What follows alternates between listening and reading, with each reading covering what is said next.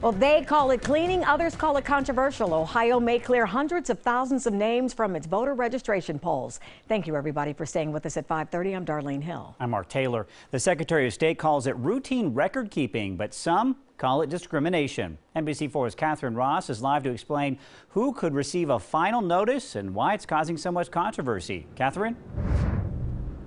Yeah, Mark and Darlene, the Franklin County Board of Elections here sent out about 25,000 of these last chance notices to voters who are registered but who haven't voted recently. Now, this is state law that helps update the records, but some are calling it voter suppression.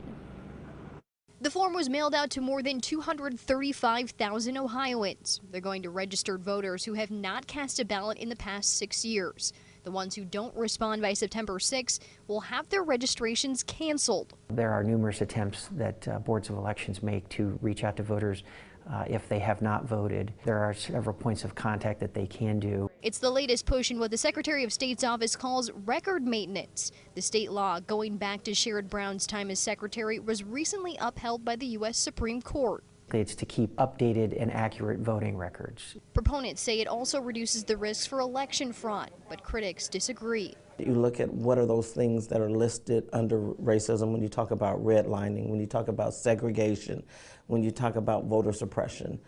This is another form of racism. Columbus Urban League President Stephanie Hightower calls it an unnecessary burden for low-income and minority voters. Worrying about whether or not you can vote today is not on the top of the list when you have so many other barriers and so many other obstacles that you're trying to deal with. The Secretary of State's office says its goal is to retain as many eligible voters as possible, and Secretary LaRose plans to enlist groups like the Urban League to help.